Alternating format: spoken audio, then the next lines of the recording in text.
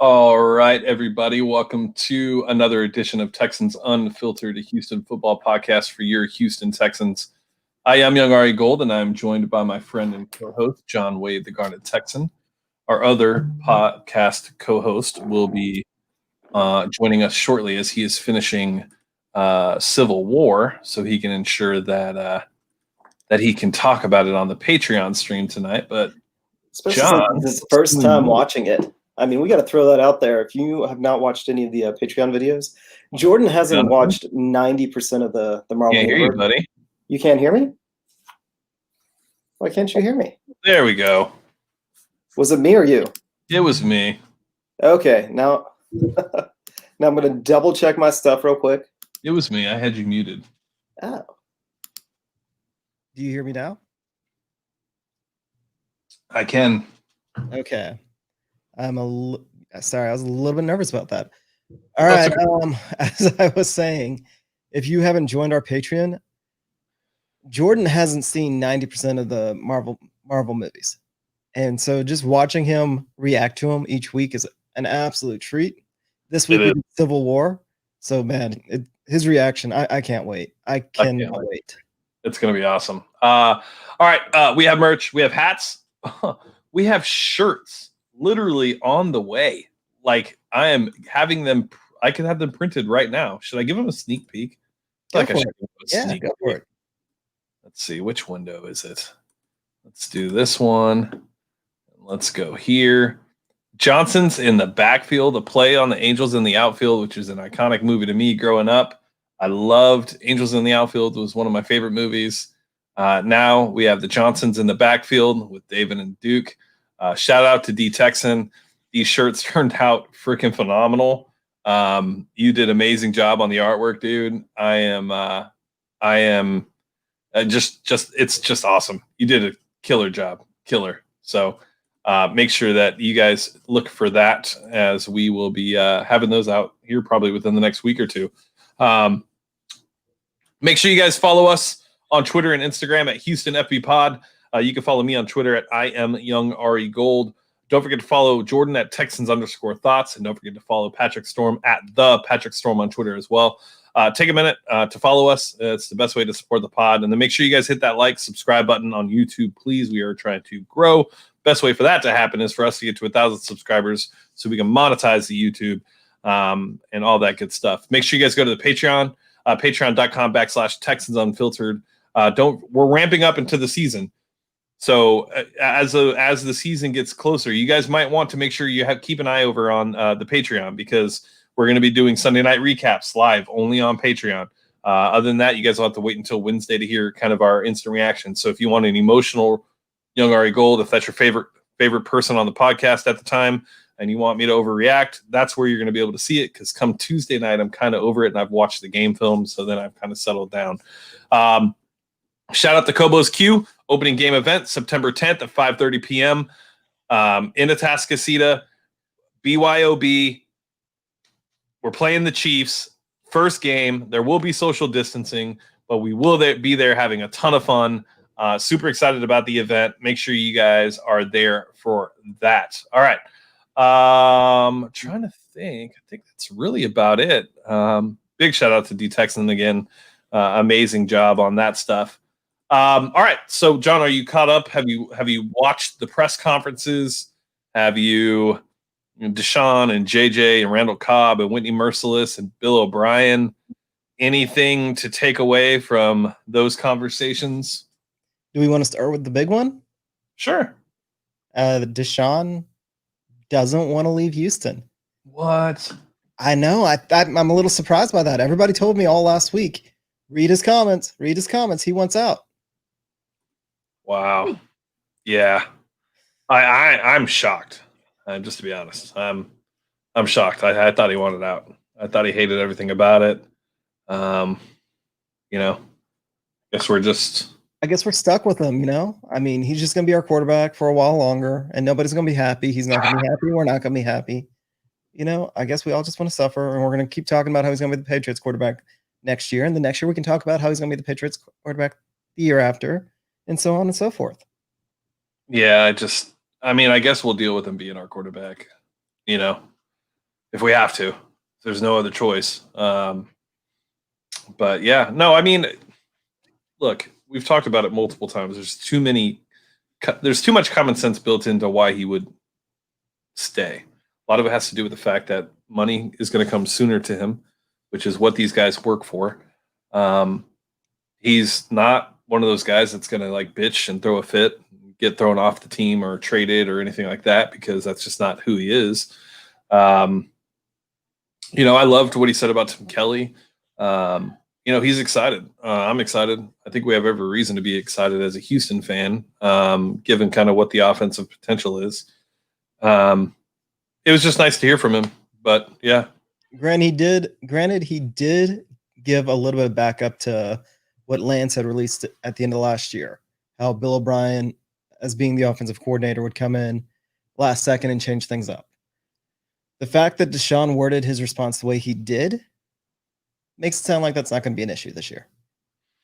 Yeah, he didn't say that he changed things up. He just said that he didn't meet with the OB as often as right. He would have liked. He didn't throw Billy O under the bus, but when you can take the two stories, you can kind of put them together and you can kind of see what was happening. For sure. Yeah, no, for sure. What'd you take from the Bill O'Brien press conference? Catch me up on that one. Oh, you didn't listen to it? I did not. Football talk. What up? No, just good stuff. I think the best thing that I've heard so far regarding like that press conference was just kind of the precautions he's taking in regards to COVID-19. It seems like the Houston Texans organization is really taking it serious. They're kind of putting everything in place to ensure. I really think Bill has this mindset of like, and it's probably the right one, of whoever is the most disciplined team in the NFL this year has the best chance of winning. And when you hear the other players talk about how responsible they have to be and how they have to put the team first and things of that nature, it kind of aligns with what Bill O'Brien said. Not a lot of football talk, really just more around procedures and things of that nature. But I mean, they asked about it, Deshaun's contract. I mean, I feel like those are just like wasted questions, to be honest with you. I don't know what you guys expect him to say. Like Bill O'Brien's like, oh yeah. Actually Tuesday at 12, he's going to be signing the contract. So it's going to be done. Also giving him a hard time for predicting that Fuller was going to be healthy. Right. Like I just, what can he do? But, kind of is what it is. But outside of that, Randall Cobb, it was good to hear from Randall Cobb. Talked a lot about Deshaun, kind of what he did last year in Dallas. I'm really excited about that addition. Like I've said before, I know this doesn't seem to be a mindset most people have, but Jordan, welcome. Hello guys, how you doing? Hey stranger. Sure. Did you finish it? I did. It was amazing. Okay, great. So Don't tell them. Save that for the Patreon. They got to have a reason. Okay. We're talking about the press conferences so far. We've already talked about Deshaun, Bill O'Brien. Talking about Randall Cobb right now. What did you take anything from Bill O'Brien or Deshaun's press conference? Anything that you thought was like noteworthy? I honestly can't really remember much from Bill O'Brien's. In terms of Deshaun Watson, I guess the nuke interaction, the nuke questions was interesting to me. Someone asked like, how did you learn about it? And the way that he answered it, it definitely seemed like he was blindsided by it. And I know some Bill O'Brien supporters were trying to say that, oh, of course he's going to have the input of his star quarterback. Of course, Deshaun Watson signed off on it, but we got to be realistic. We can't just be like one side with things. We got to see both sides. And then clearly he did. You believe him? Sorry? You believe him? You believe he had no idea this was happening? I believe he could have like an inclination that Hop was upset for a year or however long that he was, and that could be a possibility. But yeah, I don't think he ever I don't think Bill O'Brien gave him a final call before he made the trade. Okay, here's what I think happened. I think he knew he was going to be traded. I don't think he knew it was going to happen as fast as it did. That's what I think. That's fair too. Yeah, we've all been in agreement on that, where Bill O'Brien decides to make a move, it happens, which people aren't surprised when it happens within the organization, but they sometimes maybe seem to be surprised with how quickly it happens. Yeah, I don't know. There's no way that he didn't know. I mean, whether it's talking to DeAndre or it's talking to Bill O'Brien, he has two sources. He knows it's coming. Maybe he's shocked at how fast it happened, but there's no way in hell he had no idea that DeAndre was going to get traded. Yeah, that's a good point. They're best friends, him and Hop. Like, that's what I'm saying. There had to have been some communication. Right. So especially since Hop said he knew it was coming. Yeah. Right. Yeah, I don't know. What else did you take from Deshaun's press conference? What else? I honestly don't remember much from him. I have the worst memory. Yes, I'm gonna forget Cobb in an hour what he said and what Merck said. So, all right. So we're on those. So what did you take from those? Okay. Cobb. Talking about my Cobb stuff. Cobb, two things. Number one, he brought up the whole fact that DeAndre Hopkins was great to have a star wide receiver, but the best teams that he's been on with Green Bay, with Dallas, they got 3 or 4 guys who can come in whenever their name is called. They're always ready. They're vet guys who are prepared like that to come in and ball out. And that's what we've got. Maybe we don't have a 10 out of 10, but we've got 4 like 8.5 9s. And I think Fuller is like a 9.5. So I agree. So we're looking pretty with that. He gets that. And I like that the team is buying into that mentality as well. Because a lot of teams, a lot of wide receivers, like we know, wide receivers are divas, half of them. And they might not like buying into a team approach, a committee approach like this. Someone like, what if Brandon Cooks wanted to be the guy and wanted to be the wide receiver one? But no, it's clear that they've all bought into that. And that's how it's going to work. That's how the system needs to work. For them all to have the same belief. And then the second thing that was a little funny is that he said he just got glasses and contacts because apparently his vision has just dropped off a cliff the past 2 years. Well, he said he had contacts, but he just got glasses. He hasn't gotten a new prescription in 2 years. He hadn't gotten a prescription in 2 years, and the reason he did is his wife saw him squinting. And like that, watch TV. I can attest to that. Like I remember when I was poor, I had to go like 4 years without a prescription, and when I got that new prescription, I was like, oh, whoa, like oh God, this is what the world looks like. I literally just went through that. I know, I remember. Yeah, I haven't had one in like 2 years or something like that, and it's crazy, whole new world. So I definitely, and so the funny part about that is like.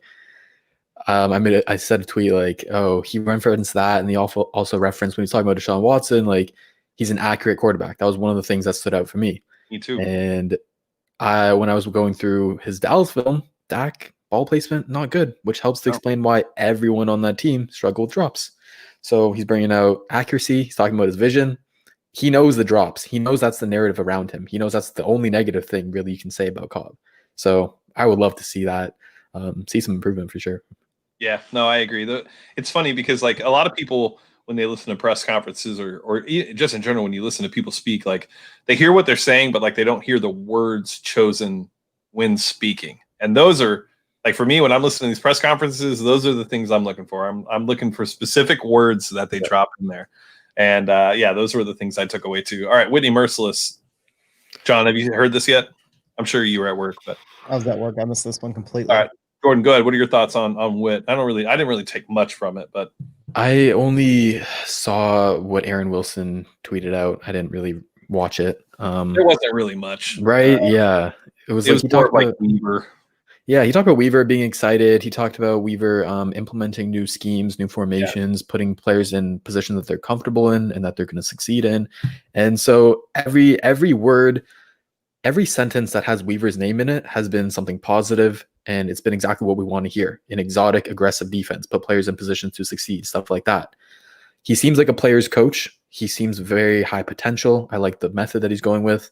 And we just got to wait and see, because I think we've got just enough talent to where if Weaver is the real deal, if he puts them in positions to succeed, to play to their strengths, like cornerbacks playing in man, primarily press man, stuff like that, blitz more, we can have a good enough defense where our offense is going to carry us and our defense just needs to hold up, right?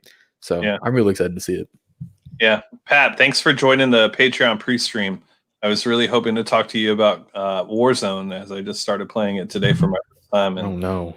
And now, like, you can't help me. So is it any good? So you're not winning. The graphics are great. It's basically like a grown-up Fortnite. Yep. So it's not like you're not building. It's real good Call of Duty graphics, but it's fast paced. I mean, it's hard. It's hard. Yeah, It's dude. hard. I'm dying within like I'd land and die. And after like 10 times, you're like, all right, I'm done with this game because It's frustrating.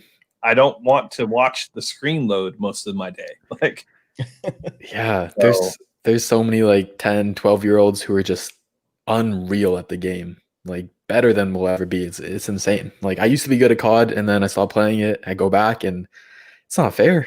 It's no, like dude, these kids are ridiculous. They're like aliens. yeah. I have a little 8-year-old little prodigy that just like plays Fortnite for 8 hours a day during the summer because he can't do anything else. And it's ridiculous. How you like the blue dead hat? I've been waiting to comment on it. I love that color. It's Texans color, man. It's clean. Have you seen the shirts on a shirt yet? The wait, are we allowed to say that? Yeah, we are. Okay. Yeah. The Angels. Hell yeah. It looks so clean. Oh, I haven't seen it without the white background. Oh, that's so because that was the one thing I was holding it back. Yep. That's clean. That's so clean. I love the I don't know, like the field part of it where it's kind of like feathered around the edges. Yes. That they're standing on. That's so clean too.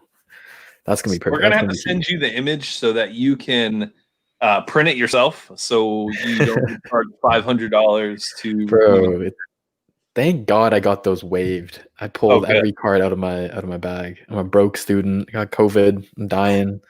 Damn, you said I had COVID. Oh, all right. So we were talking about Anthony Weaver's defense, and I think it's a perfect segue into our first segment of the show. Jordan, you have not done this segment with us yet, but this will be the first time. But we started this last year, so this is called Optimistic or Realistic. Ooh. I'm going to give you guys some topics here. We'll start it off with John. John, is it optimistic or realistic to think that the Texans offense could be a top 5 offense this year? Absolutely realistic. Absolutely. Okay.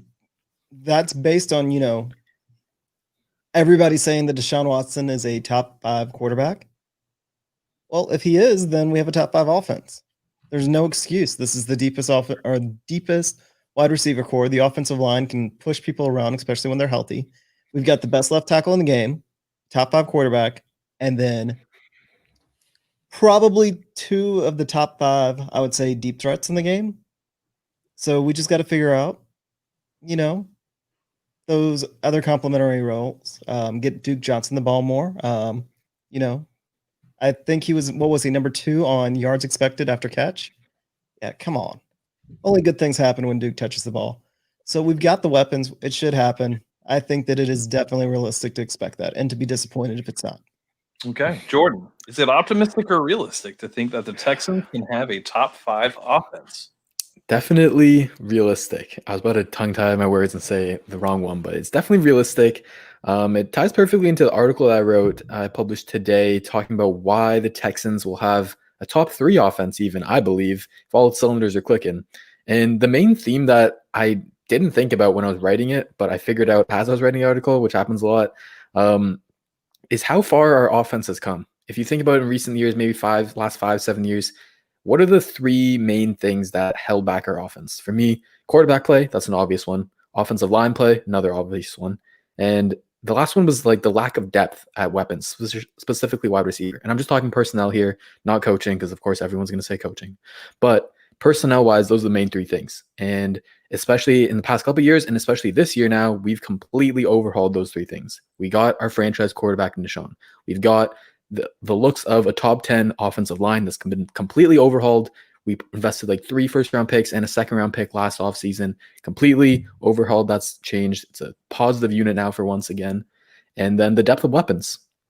Before, Hop would never go down, but if our wide receiver 2 or wide receiver 3 went down, we were playing with scrubs. We were playing with practice squad level guys.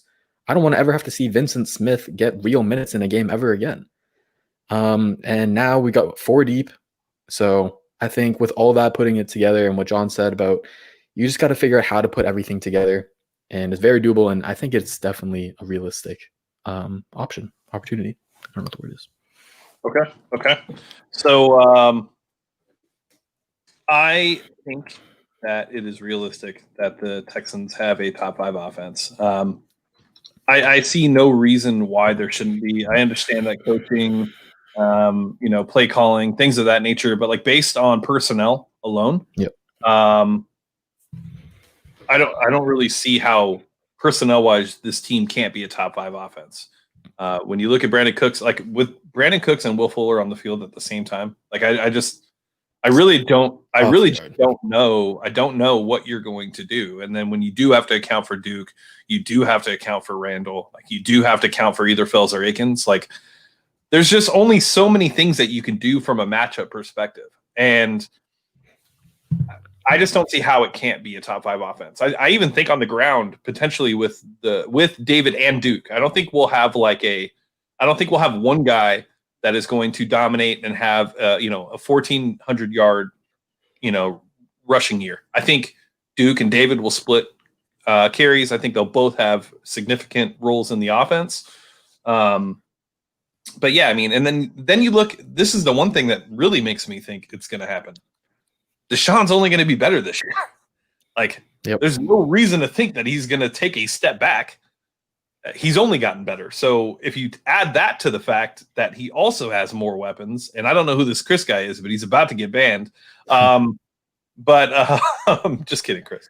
I just don't see how this team can't be a top 5 offense realistically. All right. Yeah. One last thing to add before we move on. Like you said, everything on paper looks good. It comes down to play calling. And what we saw from last season is that the Texans offense, it had its really high moments. It had its peaks. It's super high potential, but it was inconsistent. It also had its valleys, its lows. And a large part of that is due to Bill O'Brien not being able to install the game plan in time, having too much on his plate, yada, yada, yada. And from everything that we've heard, it really seems like Tim Kelly has the full control of the offense. Deshaun, that was the one thing I remember from Deshaun's press conferences. He referenced Tim Kelly and stuff like that. And so with him handling the OC position for as long as we know, we don't really know. Maybe Bill O'Brien will take it back over, but that should definitely help the consistency of the offense because we saw it last year. We could pummel the Pats, who had the #1 defense, make it look easy, but then we get like skunked against the Ravens and the Broncos. So consistency will be a lot better.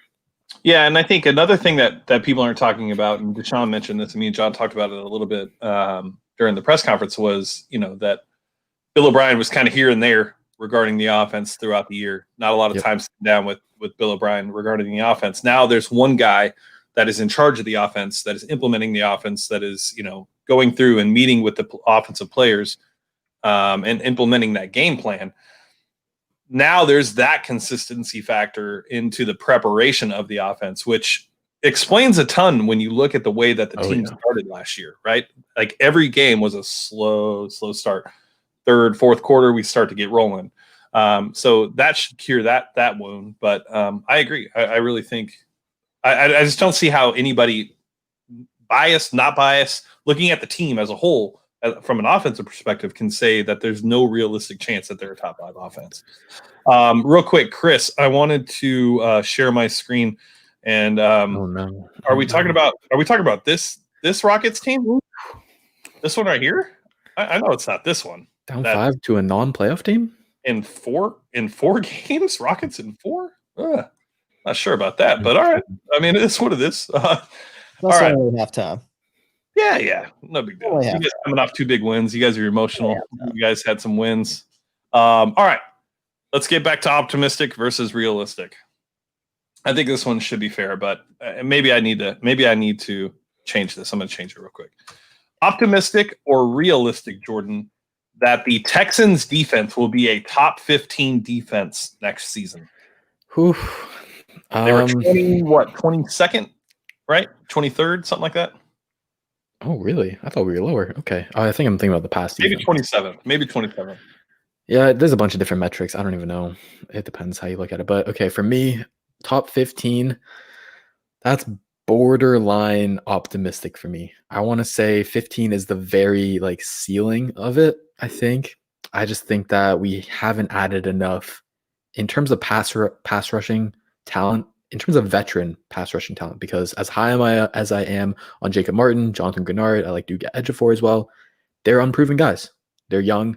They are getting better, but it's tough to count on that and at the next level. And so Also, the other part is that so much relies on scheme. Our cornerbacks are very scheme dependent. Our linebackers are very scheme dependent. We got man corners, zone linebackers. How are we going to figure that out? Manufacturing a pass rush by blitzing more, hopefully. That'll be another thing. But like I said, so so much just is on Weaver's shoulders on how he orchestrates the defense. And because he's another unproven guy, it's just very hard to say for sure that the Texans defense is going to be top 15, right? It's very possible, but to me, it's a bit optimistic right now. Okay. John, optimistic or realistic that the Texans defense can be a top 15 defense? This is one of those questions where I almost want to wait until the end of camp before I actually weigh in. Right now, just looking at the roster, I feel as though we're one player away. Granted, that's another playmaker. It's a playmaker somewhere. Whether or not it's another safety, a defensive lineman, or even another linebacker that can really make a play. Because we need somebody to step up into that role. Whether or not that's going to be Grenard, whether or not that's going to be Martin, whether or not Merciless has more juice than he showed towards the end of the last year. Because right now I feel we will have glimpses where we'll look like an absolutely dominating defense. But there's not a lot of depth when it comes to pass rushing. That was a big issue last year and it hasn't been addressed. And I mean, I hate to say it about JJ, he's always a play away from getting hurt. I feel like at the end of every play that he's on the field, I'm looking for him. Where is he? Where is he? Is he hurt? Right on the ground? And right now it's because he's just so vital. Healthy JJ, realistic. What JJ has unfortunately shown the past few years, I mean, granted, one of these 2 years ago, he did play a full season, but every other for the past 4, he hasn't. Yeah, it's optimistic to think we'll be a top 15 because it's also optimistic that we're going to get 16 games out of JJ. Fair. Okay. I think it's optimistic to think that this defense could be a top 15 defense. I think it's realistic to think that after week 8 and on, the Texans defense can be a top 15 defense. But I think through a whole season, I don't think that they could be a top 15 defense. I think it's going to take a long time for them to get acclimated to the scheme, especially given, and it's going to happen throughout the whole NFL. So this isn't an excuse for the Texans, but I think from a preparation standpoint, understanding the game plan, the new scheme, all of that, they're not putting pads on until the 14th. That really only gives them, I think 22 days until kickoff with the Chiefs. They're going to start slow. That's a great point that I didn't bring up. It's going to be an offensive league like we have never seen for the first half of the season. Correct. It's going to take a while, especially teams with new defensive coordinators. But I do think by week 8, week 9, I think the defense will start to roll. I think we'll find some role players in certain positions. I wouldn't be surprised if we see Brennan Scarlett out there opposite of Witt for the first couple of weeks as Jonathan Grenard gets ramped up, or I don't see a lot of changes personnel wise that are going to be made early on. I think it's going to happen more in practice, and then we'll start to see new players that are kind of introduced to the defense, and then we start to see them roll. But like Jordan said, there really hasn't been enough moves specifically regarding pass rush for us to feel comfortable with saying that this defense is going to be top 15. There's no, outside of JJ Watt, there's no other pass rusher really on the team. We know Jacob Martin is good, and we know that if he's given the opportunity, he has a chance to really be a pass rusher for this team. But is he going to be in on first down? Is he going to be in on second down? I don't know. There's so many different personnel aspects, so many different decisions made around the personnel that we really don't know what to say. And if we're going to say on paper that the offense is going to be a top 5 offense, I think on paper it's going to be really hard to say that this defense is going to be a top 15 defense. So I'm going to say optimistic. And I'm assuming because the Rockets are playing, that's why we don't have so many people in the live tonight. So this happened last week too with the Astros. All right. Optimistic or realistic, Jordan, that Deshaun Watson has his best year so far as a Houston Texan? Oh, man. I don't know. We're going to have all 3 same answers. It's definitely realistic. if you just look at it from like a natural player progression standpoint, quarterbacks and every player just usually get better over time. And it's especially apparent when players have the work ethic of Deshaun freaking Watson. If there's one thing you know about him is that he's a gamer. He wants to get better. He has that drive. You always see him, like you bring up a lot, like the books that he reads, he loves like personal development and he wants to be the best at his job in the entire NFL. You can tell that for sure. And so from that natural player progression standpoint, and then from also surrounding him with the best talent, the best offensive, I guess, offensive players that he's had his entire career. He's protected well with the O-line. He's got depth at weapons, not just one or two guys. It's going to be really fun. And then he's also going to be able to get more communication going with Tim Kelly that he didn't have with Bill O'Brien. I'm going to keep it short because I just don't see how you can't be realistic in saying that he's going to have his best year yet. John, optimistic or realistic that Deshaun Watson has his best year as a Texan? Beyond realistic. But wait, John, you took away his number one wide receiver. So, I mean, if you think about it, there's really no chance in hell that he could be better. This really isn't up for debate. First off, okay, it's really his third season. It really is. I mean, he was hurt. And so that first season, well, he showed absolute flashes of brilliance. The Seattle Seahawks game is one of my favorite games of all time. Whenever I'm feeling sad, I turn that on and watch it. However, let's be real. We only got a couple of games of him. 8 games. Oh, I want to say 8, 7 or 8. I can't remember right now off the top of my head because this was a surprise question. Then here's some stats from 2018 versus 2019. 2018 passer rating 104.1, 2019 98. 2018 completion percentage 68.1, 2019 67.3. Yards 2018 3,931.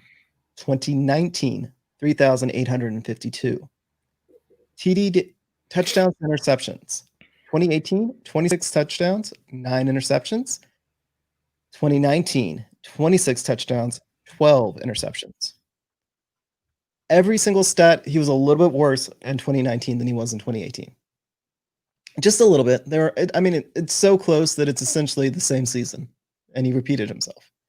However, last year, actually watching the games, watching the film, wouldn't you say that he grew exponentially last year versus 2018? I'd say like better decision making, quicker reads, being more comfortable just staying in the pocket, stuff like that. Yep. Yeah, I would think that film wise, he looked a lot better last year than he did in 2018. Stat wise, obviously he wasn't as productive, but I mean, stats don't tell the whole story. No, me and Jordan. Obviously, we are all in agreement on that. Stats, and especially in football, can't tell the whole story. However, if you actually watch him, the plays that he made when he needed to make them, I don't have the stat off the top of my head because I didn't know we were going to talk about this. But last year he had more comebacks than anybody. His completion percentage and Jack has crashed the show. He's taken over. He's like, Dad, go to bed. I got this. You just hand me the headphones and the mic, please. No, I get what John's saying. I mean, look, from a film perspective, like we've said this millions of times, I don't know if there's anybody else in Texans media that has watched the amount of film that Jordan and I have watched, specifically regarding Deshaun Watson. He evolved as a player last year. And, those interceptions, you have to wonder, like, and it's funny because his stat came out, like, I think it was last week, Next Gen Stats, like, blasted the Texans for, the most, the tight window throws to DeAndre Hopkins. Like, he was, like, the number one completed, wide receiver with tight window throws. And it's like, okay, I would love to go back and see on those tight window throws how many of those were actually interceptions. So, yeah, I don't know. I'm not really worried about it. Optimistic or realistic, do I think Deshaun Watson will have his best year? I actually realistically think that there's no way for him not to have a better year. On top of that, here's what I really think. I think, though, that rookie year, like the Titans game, I think those are the types of things we're going to see in this offense this year. I think we're going to go back a little bit. I think we're going to put a little more wrinkles from that 2017 season into the 2020 season. I think we're going to go back to what makes Deshaun Deshaun. I think they're going to make him more comfortable. I think that they gave him the weapons all around him. We're not talking about one guy anymore. We're talking about multiple guys that can get open, get separation, and make the catch. We're talking about guys that are all very, very good route runners. All of them. All of them. Cobb may not be like the most ideal route runner, but like when it comes to the routes he's supposed to run in the slot, he's very precise. So I just don't see how Deshaun doesn't have his best season. I really can't. Now injuries play a part. Maybe that's it. You know, the whole concussion thing with Brandon Cooks and Will Fuller, you know, things of that nature. Sure. I still think if, you know, Will Fuller goes out, I really don't think this team's going to take a step back, to be honest with you. I really think this offense is going to be fine without Will Fuller. As much as I don't think it'll be as explosive, but I do think that Kenny Stills can easily slide in to that number 2, and there will be a very minimal drop off. So I can't see it. Yeah, just really quick, touching on the thing about Deshaun and his stats going down from 2018 to 2019. The biggest thing, it wasn't from a lack of talent, like we're saying. The biggest thing, and you can see it on the film, is it's all based off the scheme. You know, his total passing yards went down, his yards per attempt went down, but that's because we played a much more conservative style of football. We weren't taking deep shots, we weren't running play action as much, which tend to target the deeper to intermediate part of the field. Everything was 10 yards or less, basically. We were trying to. Interesting. We were trying. Percentage also went down. Completion? Yeah, even his completion percentage went down. Again, it's a minuscule amount. It's probably like 5 passes if you actually do the math, but it did go down. We played more conservative, and yet even that went down. Because I feel like that's not who he is. He's a gunslinger. He wants to take the deep ball first. That's why he reads high to low. But we saw just like so many short routes. So of course that's going to drop down the average target depth or whatever. And I don't know, they wanted to like, I do see the point where people make like, oh, Bill O'Brien's trying to make him into Tom Brady. I kind of get that, but Bill O'Brien, he's not that closed-minded, I think, as people think. That was a thought that he tried. It clearly didn't work, and look at how he's completely upheaved the offense around him. And so, like James said, they're going in the direction of back to 2017. I don't necessarily agree that it didn't work. Like Deshaun Watson is, without a doubt, top 5 quarterback. Without a doubt. So what Bill O'Brien has done is he's gotten him to a point. And at this point, I think Bill O'Brien's realized his own limitations, and he's handing it off to somebody else that can spend more time with him because Deshaun can do more. I think that he kept a lot of things simple for Deshaun and simpler than he probably wanted to. And now Tim Kelly will be able to be with him all the time, and they'll be able to add more wrinkles and not necessarily do things that are more complex, but things that are designed more for his skill set. All right. Optimistic or realistic? This will be the best season for the Texans. John. Optimistic. The AFC is way, way, way too loaded, I think, between the Chiefs, the Ravens, and we have that murderer's row of an opening schedule. And the Bills, the Bills are actually really good. I hate to say that. That I think we may end up happier at the end of the season than we have in a long time, but we're not. I don't think that we're going to end up having our best record overall. We may have our best offense, but we've had some pretty good offenses back in the day with Schaub. So I wouldn't say that we'll have our best season, but we'll have a really good season. Okay, Jordan. Yeah, that's kind of where I'm leaning to because of the schedule we have. We have one of the toughest schedules in the league, especially with that start. And because of COVID going on, because we can't get people practicing together, like one of the things that stood out for me was with the Cobb and the Deshaun press conferences, is that they both harped on the fact that they weren't able to practice with the wide receivers as much as you would normally get to in a normal offseason. I think Cobb said the number is normally around 30, and this year they did like 7. And so cutting that in a third, cutting the practice time in a third, that's going to be tough to get that many different weapons all on page and get the offense up to speed right away. So I think we talked about the defense having a slow start. I think the offense is going to have a slow start too. And pair that with the tough schedule like we're talking about. I can definitely see us winning 11, 12 games. I can definitely see us making it past the second round in the playoffs, which is the farthest that we've gotten. I can definitely see that happening, but I don't know. I'm with John on this. I'm really stuck in between, and I'm kind of leaning towards optimistic, but it's very close. I don't know. It's tough. Okay. You got the final say. I mean, I don't think it's. Oh, it's kind of like an in between because I don't think it's unrealistic to think that this could be the best season that the Texans have had. Because when you look at like everything we've talked about, especially if Deshaun gets better, like if Deshaun gets better, like I really don't see how it can't be, right? If I just take that one factor into account, like if Deshaun is better, like how is it not the best season that the Texans have had? Because it'll be the best quarterback play that we've had as a franchise. Then you look at the weapons and you think, okay, like even if somebody does go down, there's a real good chance that this offense is going to keep it moving. So not to like play it safe, but I kind of think whatever the in between would be, a realistic and optimistic, I think is probably right where this probably should be.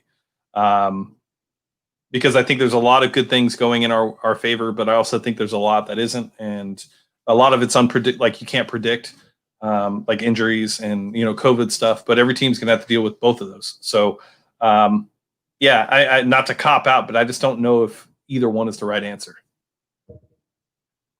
All right, last one, Jordan. It's gonna be tough for you. Optimistic or realistic? An AFC Championship appearance. Who? Before John brought up the whole thing about competition and the AFC being pretty stacked, I would have told you that it's probably pretty realistic that we could see it, because just looking back at last year, we were so close. Yeah, we were 3/4 away, but we were up 24-0 on the Super Bowl champs.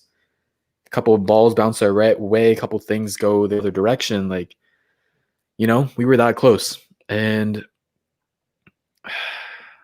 I really think that the team, like I said in my last answer, that the team might start off slow, but they're going to find a rhythm. And as long as you can find that rhythm late, as long as you get hot during the playoffs, you can go as far as you can take yourself, right? So I want to say that's realistic, honestly, with all the additions that we've made. If things do go right, if injuries go right for us, like we've been saying, it's a realistic chance for sure. So not to go back on this, but wouldn't it be realistic then that this is the best season the Texans? That's why I was like, where do I go with this? Like, yeah. I'm on the edge, like you. No, I know. There's so many like variables, right? Yeah. Here comes Mr. JW Football. He's not Mr. Optimistic on Twitter either, but no, he is not. But I understand. There's no reason to really be optimistic if you just look at it through the same lenses. But that's why you're here, Cody. We love all opinions. No, I mean, and I John, guess optimistic or realistic AFC Championship appearance. It's always optimistic to make it to the AFC Championship game. Because you have to have a lot of things go your way. You have to have injuries go your way. You have to have the schedule gods and sometimes referees, and there's a lot of things that have to go your way to make it to the AFC Championship. Granted, we've had the freaking Patriots in it just about every single year, and they seem to control all those factors. But you can argue, especially in the NFC, that the best team doesn't always make it to the NFC Championship. There's been just crazy plays that happen in the playoffs. That happens. It's always optimistic to make it to the AFC. Is it realistic to expect that it could happen and that we have enough talent this year? Yeah, it's absolutely realistic to think that we have that chance and that we have a team that we should be disappointed if they don't look like a team that belongs there. But it is always optimistic to make it that far. So it was very realistic last year, as every single thing that you would want to happen for you to be able to have a path was pretty much laid out for you to make an AFC championship last year. Patriots knocked off by the Titans. You were up 24-0. Everything was there. You knew you could beat the Titans in the AFC championship. Like, I don't think there would have been anybody after beating the Chiefs in Houston that would have thought we would lose to the Tennessee Titans in the AFC championship. Is that wrong? Yeah, but that might be the most Houston thing to ever do. Sure. But I'm saying, Jordan, I mean, would you agree? Had we had played I was in the AFC championship, would you? I was ready. I was hanging banners after the first quarter. Right. It was over. But so that was a year where everything broke the way you would expect it to break for you to have, to appear in an AFC championship game or a Super Bowl. I don't. It's funny. Cody thinks there's a lot more variables to account for than a lot of other teams, and I don't really know what there is. Like the defense, sure. Like lack of pass rush, that's scary because pass rushes win championships. So you can build your defense. You can have a mediocre secondary and average linebackers, but if you have a great pass rush, doesn't really matter. So we don't really have a pass rush. So you have to wonder. Like that's the one variable to me. The offense, I don't think is a variable. I don't see the offense as a variable. I think the offense is going to be fine. It's the defense that I have concerns about. But if Weaver is who we think he is, and he's able to manufacture a pass rush, then I think it's realistic that this team can make it to an AFC championship. But at this point, Cody, it's kind of like all we can do is go based off of what we think or what we've seen. Like we have seen no example of it on film yet. So we're looking on paper, but to look at the team and think that it's not realistic for them to make it to the AFC championships, I think I think you're sliding the team, in my opinion, just based on talent alone. So, all right, that's optimistic or realistic. We're almost at 10 o'clock, so I don't know if we're going to be able to do the linebacker reviews. I didn't expect optimistic or realistic to take that long, but so I guess we'll save the linebackers. Maybe are you guys free for like 40 minutes sometime this week to record the linebacker review? Well, we record our fantasy show on Thursday, and we can always hijack that. No, well, you guys need to put it out because you guys have put out 2 in a row. So you guys definitely need to do that. Maybe we hop on 40 minutes after or something like that.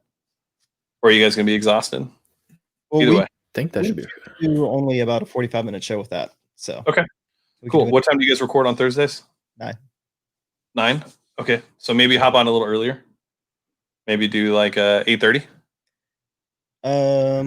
Oh, the Lakers play the Rockets Thursday. Oh, that's right. Yeah. Ooh. So maybe let's do it whenever. We'll record it. We'll figure it out once we get off. All right. So let's get to questions with Jordan's everybody's favorite segment. All right. If you want to have your question answered, you can follow me on Twitter at Texans_thoughts. Make sure to follow these two fine gentlemen here as well at I am Young Ari Gold. And I am John Wade. It's just at John Wade. You are John Wade. All right, let me find these questions here. Okay. So first one comes in from Bryant Roberts Little. He's got 2.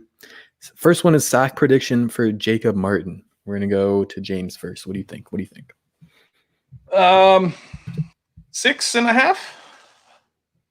Okay. I think he produces more than he did last year. I think he gets better. I think he gets more snaps. He has a full off season. He spent a lot of time in the backfield last year. They just didn't convert to sacks. Is it a Clowney situation or is it just a one-off season where he's able to put it together? I don't know, but I think 6.5 is a fair number for Jacob Martin. I think it just depends on how many snaps he gets. Yeah. Number 2 in win rate, like pass rush win rate. Something crazy like that. PFF loves him. Yeah, with him, it's just how much playtime will he get?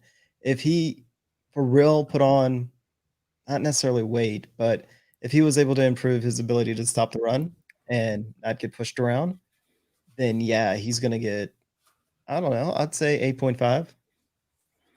Yeah. So when I did with the interview with him, the 2 things that he said that he was working on, number 1, putting on like a good sustainable like 5 to 7 pounds.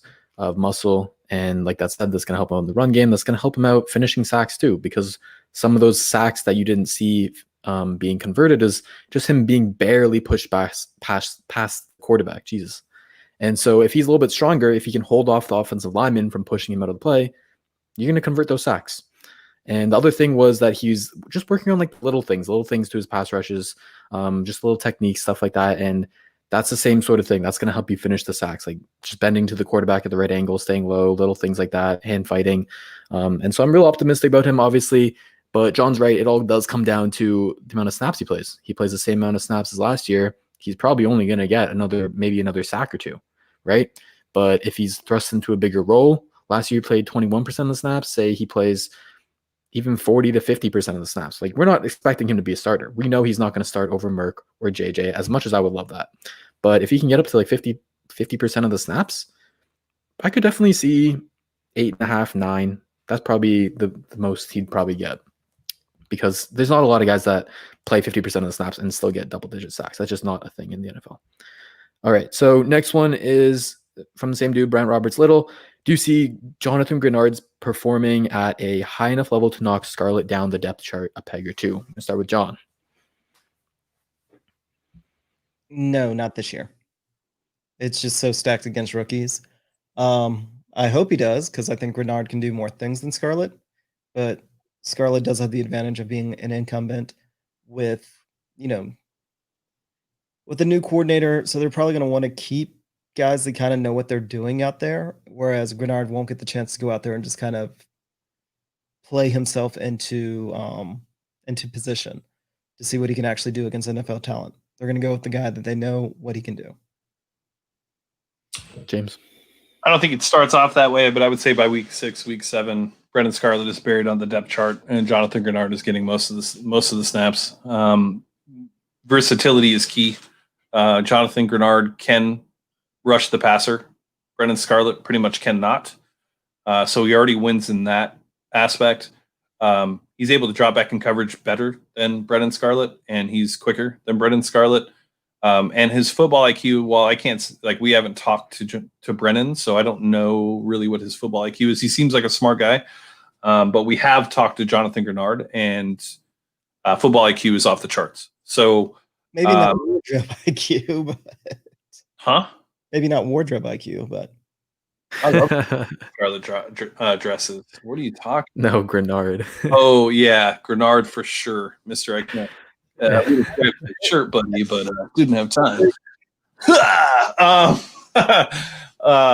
But yeah, so I think just based on that alone, I think that he will be there. I do think that Weaver's scheme will be reliant on versatility, and I think Grenard brings more versatility than what Brendan Scarlett brings. Yeah, that's the key thing for me. Grenard, I think a lot of people underrate his run stopping ability, and that's the first thing that Rack, and I'm sure that's the first thing that Weaver's going to look for in his outside linebackers. Can you set a strong edge? That's the only reason why Scarlett ever got minutes, because that's the one thing he could do. He could stop the run.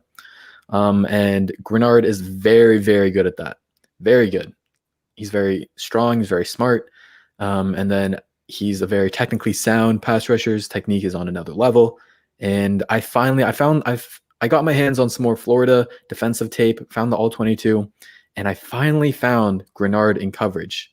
Just a couple more snaps, because I hadn't really seen anything before during the draft process. A couple more snaps, and I like what I saw. He's basically someone he's just got very good awareness. And when I was going through Weaver's defensive scheme, Rex Ryan's scheme, he likes to blitz a lot, like I talked about. He sends nickel blitzes, he sends DBs, but he'll have the linebackers drop in coverage. And so Grenard's going to be one of those key guys we need to drop in coverage. And it's not like he needs to be covering for 7 to 10 seconds. No one should be able to do that. He just needs to cover for 2 to 3 seconds for the blitz to get there. That's it. And from what I saw in Florida, that's what he was doing. He was just doing his job in these underneath routes, on these underneath zones and flat zones. And that's going to go a long way. So I really do hope that he is able to supplant him pretty soon. I'm probably with you guys. Probably won't happen until around midseason, but he's definitely more talented in my opinion. Okay, next one from Barry Allen 899. He says, who makes the bigger impact on defense this season, Lonnie Johnson or Charles Omenihu? James, let me hear it. Charles Omenihu. And not because I think Lonnie doesn't have an impact. I just think that Charles's impact will be felt more with what he can do. long arms, quick get off. He's been working a lot with DeMarcus Ware, which if I was Charles, the one person I would work with in the offseason would be DeMarcus Ware. So I think that just because of the lack of pass rush on this team, Charles has a clearer path to being more productive for this team than Lonnie.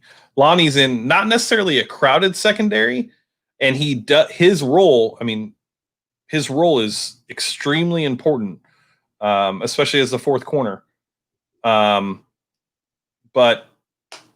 third corner. Sorry. But I just think Charles is in that situation where like we really need pass rush, and I think that that's going to be just more impactful. I do think Lonnie has a great season. I mean, I don't know if anybody's talking about Lonnie more than me and Jordan. I mean, we really do love what Lonnie's doing, but pass rush is needed on this team. Yep, John. Charles Omenihu. Pass rush is just more noticeable. Like Lonnie, if he ends up having a solid season, he may not get the ball thrown his way. You may not notice. Oh, sorry.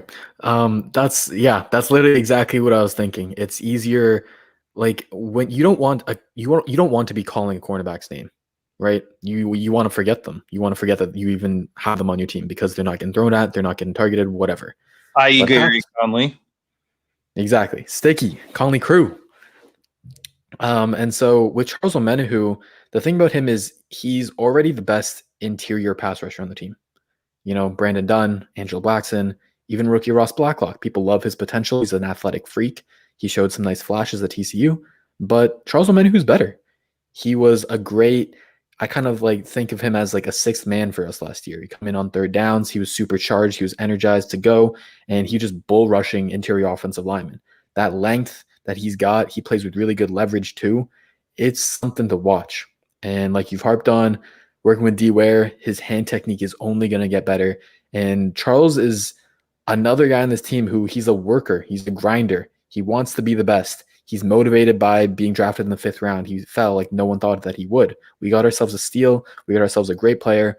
And I think statistically wise and by the eye test as well, he's going to have a bigger impact. He's primed for a huge role. He's so important for this defense because we need that interior pass rush. We need it big time. That's what's going to help Merck the most.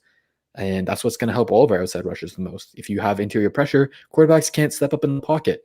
And it just makes your job as an edge rusher so much easier. So got to go with Omenihu as well. Now, got one more from Mark Kubeska. Sorry if I pronounced that wrong, but he says, who do you see having a bigger impact this season? Duke Ejiofor or Jonathan Grenard? I think a lot of people are sleeping on Duke. John, what do you think about them?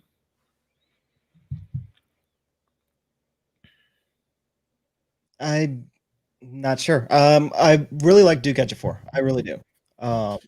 He showed quite a bit before he got hurt. Granted, he was just a rotational player. And I think part of it, though, is he had such a great preseason game against the Chiefs that just kind of has cemented itself in your head. But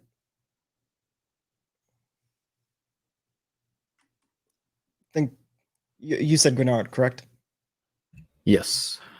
But I think Grenard, he showed enough in his ability to be a pass cover and to do pass coverage that the Texans actually drafted him because of that at the Senior Bowl. So just because of his flexibility, I think that he keeps, like James said, I think he ends up replacing Scarlett as a starter and he keeps Duke off the field. He may even keep your boy Jacob Martin off the field because he'll show enough versatility that while he may not be a plus pass rusher, he'll be a plus pass rusher and a plus coverage, which, you know, that's enough to keep himself on the field. James? I think Jonathan Grenard. I think coming off an injury this season, just given the significance in the pandemic, it's going to be really hard for Duke to carve out a role, even though he's battling against a rookie. As I said before, I think the versatility is really going to play into why Grenard gets snaps early and late. And I love Duke. We all love Duke. He was, he showed so many flashes as a pass rusher in the preseason. But I just don't know if they're going to roll the dice on a guy who's been hurt 2 years in a row. And to me, that's really the only thing it comes down to, especially in a season like this, right? Do you really want to hold another roster spot for a guy that is going to potentially get hurt, right? Because that's all you've seen. It's not like we're talking about Will Fuller, right? A guy who has the potential of being a number one wide receiver and has shown it on a lot of occasions. Duke has only ever really demonstrated that in preseason. So, unfortunately, I think it's Grenard. Yeah, I'm with y'all both. I see a lot of people are really high on Duke, and we are too. I kind of see him as the Dylan Cole of the D line. Whenever he plays, he's pretty damn good, but we just haven't seen enough. And Grenard's a really great dude. And the other thing with Duke, I just watched his 2018 tape. That's what it was. His first game against the Titans, I think it was week 2 against the Titans, and he only rushed from the edge on 2 snaps. 2 snaps the entire game. The rest of the game, he was on the interior. And that's because of the depth that we had on the edges, right? J.J. Watt, Whitney Merciless, and Jadeveon Clowney. On those 2 pass rush reps, 1 was a sack and 1 was a hit. He's a killer on the edge. Like, he is really, really good. But throughout the rest of the season, I barely ever saw him back on the edge. They had to line him up over the interior to try and get him on the field and see what he can do. And he's just not that guy on the interior. That's what a lot of people got. Like, they're edge rushers for a reason. Not every single guy is Jadeveon Clowney. You can't line up every single dude over the A gap and you're just going to run over a guard like that. It's not how it works. And so as great as Duke is, I find it harder to see him carving out a role compared to Grenard, because like we've been saying, he's just not as versatile. He's a pass rush specialist. He's damn good at what he does, but we need more than that. And y'all have said it basically, so I don't got to go much more, but that's basically it for me. So Grenard as well. All right. That's it for me. That's all the questions I got. Okay. All right. So we're going to wrap up and head to the Patreon conversation. But before we do that, Jordan, what do you have on the site this week? And on your YouTube and all of that stuff as well. Okay. So let me say, what did I do this week? Let me look at my schedule. Okay. Yesterday or Monday, did a YouTube video about comparing. So James brought up the idea in Slack. He talked about that, or was it on Twitter first? I don't remember which one was first, but you showed like the weapons, the stats between the 2018 Rams offense and 2020 Texans offense, and they're very similar. You've got a strong O-line, you've got a very good running back, you've got depth at wide receiver, not one star guy. Your best guy is still Brandon Cooks, but you got serious depth. And then the big difference here is Deshaun Watson versus Jared Goff, right? And so there's a lot of optimism around the offense being built like that Rams offense, and even being potentially better, because the quarterback is what drives the offense. And so I made a video showing all the similarities we've got. We've got deep threats like Brandon Cooks and Will Fuller, like they did. We've got a really good wide receiver too, Robert Woods, Kenny Stills. They're very similar type of players. And we got a great slot wide receiver, Cooper Kupp, Randall Cobb. So made that video. Great breakdown. It was one of my most fun breakdowns I've done. Go check that out on the Texans Unfiltered YouTube channel. Then what did I put out today? I put out, right, now we're going to top 3 offense. Talked about that earlier. Go check that out for sure. And then I did a Arian Foster breakdown. And then tomorrow will be Watson Watch weeks 14 to 16. So last 3 games of the season. Be fun. It's been a long journey. We started in 2017, rookie Deshaun. We've made it basically to the end now. And the growth is definitely, you can see the growth. It's documented. I've written so many articles over this summer about literally every single game he's played in. So go check out that series. It'll be fun for sure. And I think that's it. That's all I got. Sweet. All right. Guys, make sure you follow us on Twitter and Instagram at HoustonFBPod. You can follow me on Twitter at IamYoungREGold. You can follow Jordan at Texans_thoughts. You can follow Patrick Storm at Patrick Storm on Twitter. You can obviously go to our website and watch and see all of our amazing writing being done by Jordan at TexansUnfiltered.com. Make sure you guys go to the Patreon, patreon.com/TexansUnfiltered. Make sure you guys hit the like and subscribe button. That is what we are here for. We're getting close to football season. If you want to be in the know, you need to like and subscribe. It's just the way it works. And with that being said, I am Young Ari Gold. I'm signing off for Texans Unfiltered. We will catch you guys next week. Loved this episode of Texans Unfiltered? We'd love for you to be a Patreon